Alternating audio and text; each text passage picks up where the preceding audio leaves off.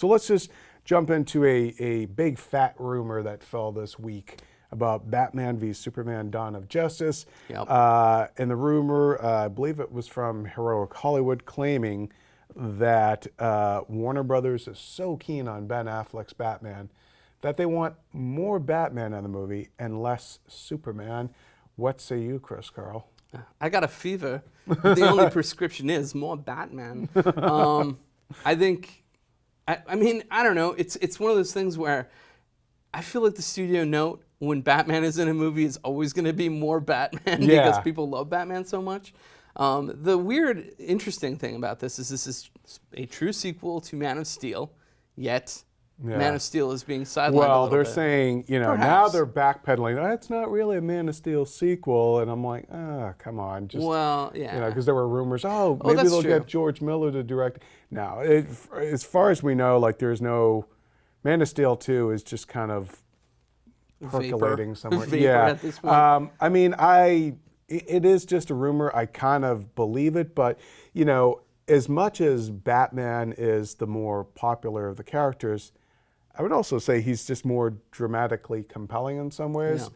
Yeah. And frankly, and I don't mean this necessarily as a knock at Henry Cavill, but I saw Man from U.N.C.L.E. and it was a box office disappointment, and he was really wooden in it. Yeah, and like him and Armie Hammer had no real chemistry together. So maybe they're looking at it and it's like he's just not popping the way Batman is. Yeah, and we've talked about 1,000 times in here. I liked Man of Steel. I thought Henry Cavill was good in it. I thought I just wanted more of that, his smile, more of that charm, warmth. Yeah.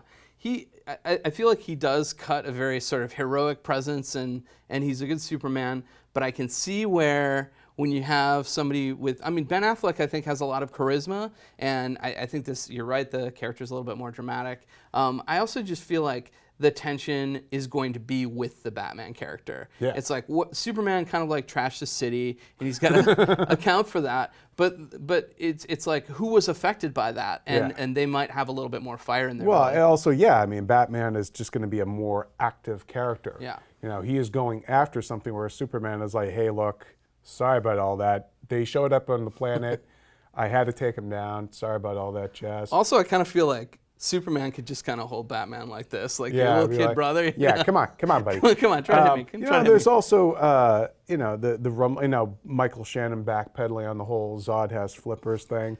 Which, it was such a weird comment in the first place, but it was like so specific and weird enough that I think that's what threw everybody. Like, you're like, well, we know, he's in the trailer, so whether or not they use just like a cast from when they were doing effects or whatever in the first movie, and that's not actually him reprising the role, but like Zod is in the movie. So, but I think the fact that he said the thing about the flippers, we're all like, wait a minute, is he Doomsday then? Yeah. Did they like? It's like it's going to be like a weird double troll when it comes back and he does have flippers. Yeah. And be like, I got you guys. So definitely less Zod. Way less Zod. And less Superman. Less flippers.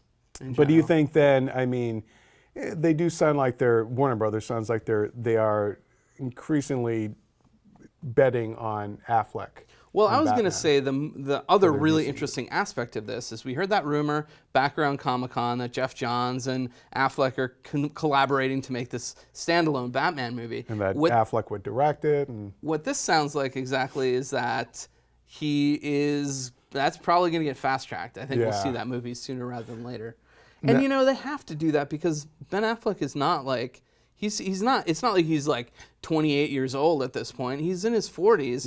And he's got a lot of things he's trying to get done. He's got, all these movies he's trying to direct. He's trying to do Live by Night, this gangster period thing that he's, apparently he's going to squeeze in. Because you can squeeze in directing a movie in between running around in your bat suit. Joss Whedon did it. Yeah, let's just squeeze it in. It's cool. Throw it in there. I think it's actually like for directors sometimes it's really necessary to do almost like a palate cleanser where it's like, oh man, I'm in this big like huge movie, and I've got to step back and be like, oh, I want to do something more personal. Put on a fedora, play some jazz, old timey. Well, it's kind of like Guillermo del Toro's path, He'll do the big blockbuster, and then he'll do the smaller movie. And I always like the smaller movies. Yeah. But I think he needs it. I think you need to reset your mind and do something that's a little more achievable. Well, we want to know, what do you guys think about more Batman and possibly less Superman in the Batman v Superman Dawn of Justice movie? Sounds like a little more justice, a little less dong. And I said dong again. You did. I can't say the word dawn.